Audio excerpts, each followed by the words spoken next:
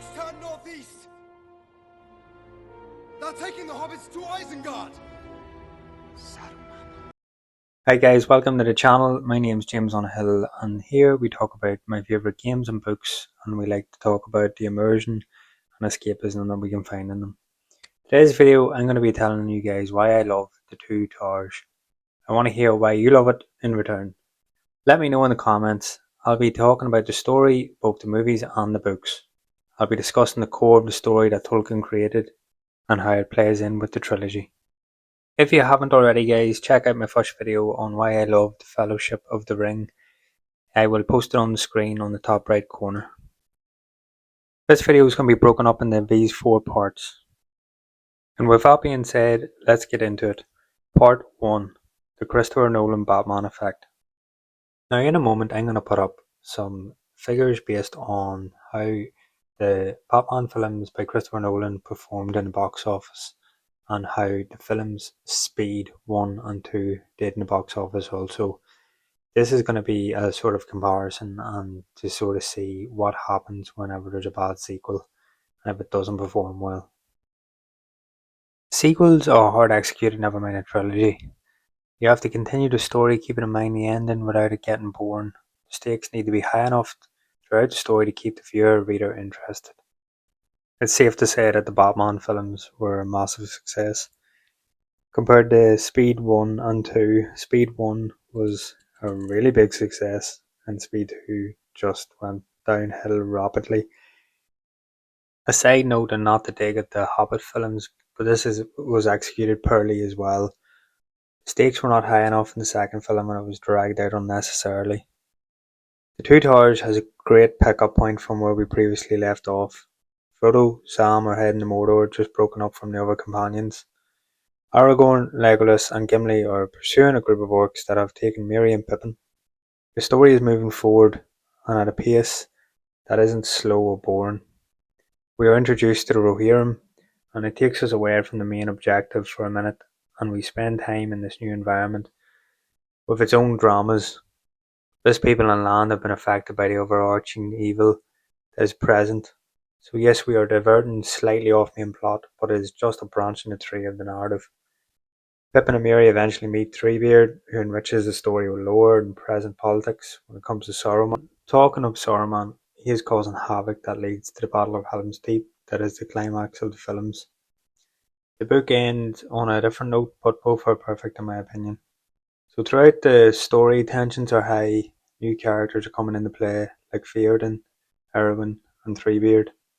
We are also introduced back to the character of Gandalf. He is returned from the dead, and he is now Gandalf the White. So why did the Batman films perform so well? And why did The Two Towers perform so well? Because both stories are 3 parts, and the middle doesn't lack in seriousness, tensions, and reason to hang about longer and find out what is going to happen in the end. There's a shift in the narrative, but it's a good shift.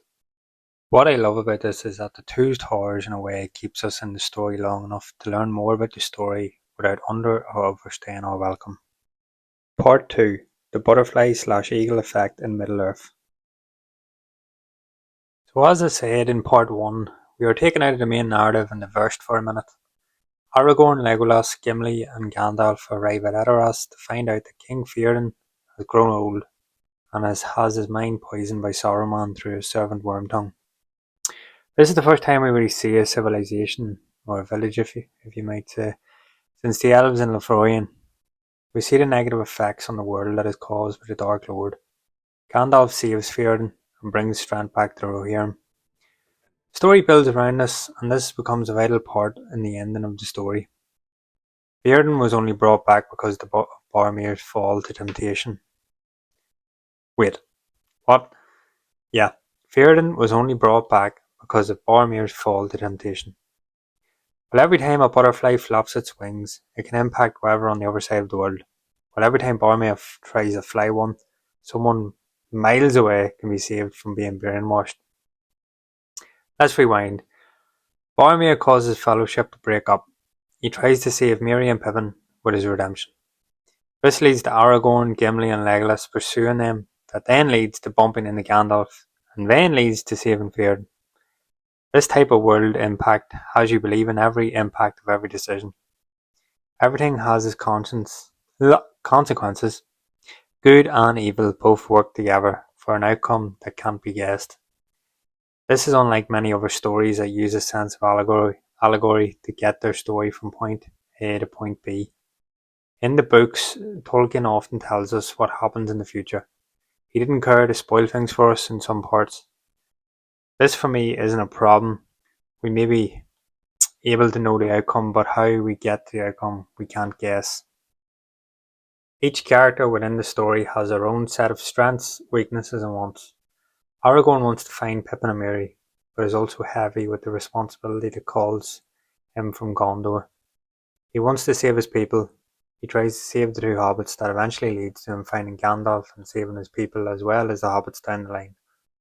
What might look like nothing is a big flap of the wings in the grand scheme of things in this story. Part 3. Haste makes waste.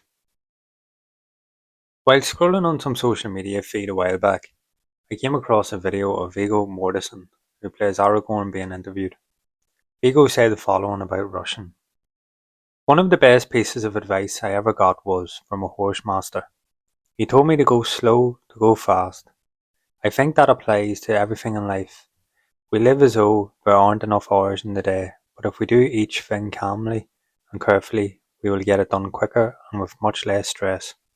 This idea promotes the concept that taking your time and doing tasks correctly and with a calm approach leads to more efficient and less stressful completion of tasks, effectively achieving speed through carefulness. This is a quote I think the older I get, the more I understand how necessary it is to resist the haste mindset and the culture. I don't mean to go on a tangent here, but I promise this has context to the video. You see, The Lord of the Rings took roughly between 12 and 17 years to write. This story wasn't just thrown together without full dedication, planning, rewrites, and alternative versions. Something Tolkien would do plenty of, especially when creating the stories within the Silmarillion. Just like Viggo says, Tolkien went slow, and this resulted in a bulletproof narrative. This was particularly important for the Two Towers, as we weren't following one group from A to B. The groups have now broken up into smaller ones. We go from 0 to 100 in terms of complexity.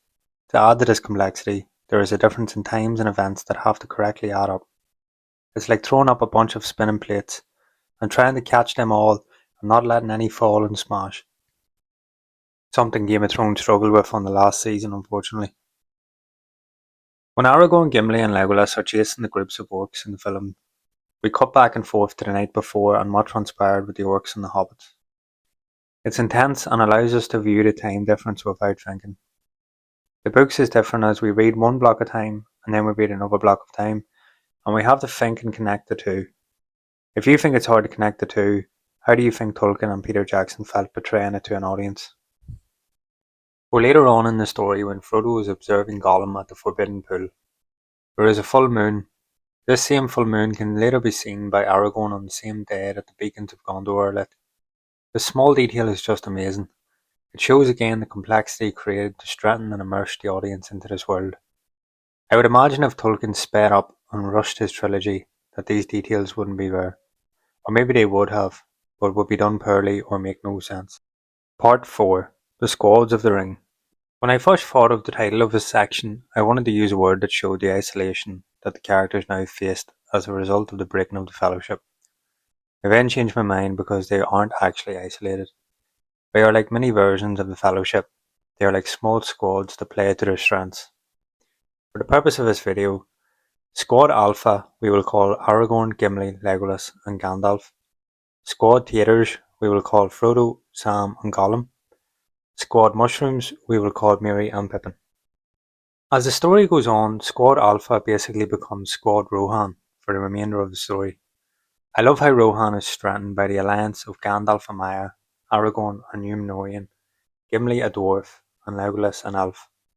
It feels like we don't need an alliance like that scene at the end of the First Age in the Battle of Unnumbered Tears. Here we have one person from each race showing strength and companionship rather than numbers.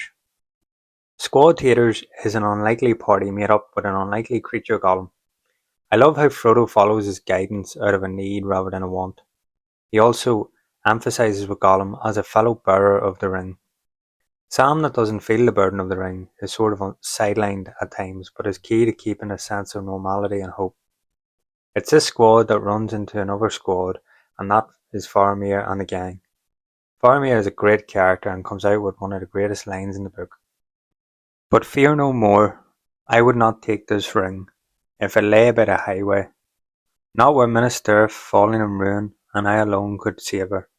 So, using a weapon of the Dark Lord for her good and my glory, no, I do not wish for such triumphs for those son of Drogo.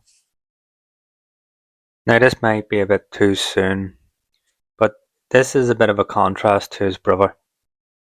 We see Boromir willingly fall to the temptation of the ring, and we see Faramir here basically saying if Minas Tirith was to fall, his country, his people, he still wouldn't take the ring.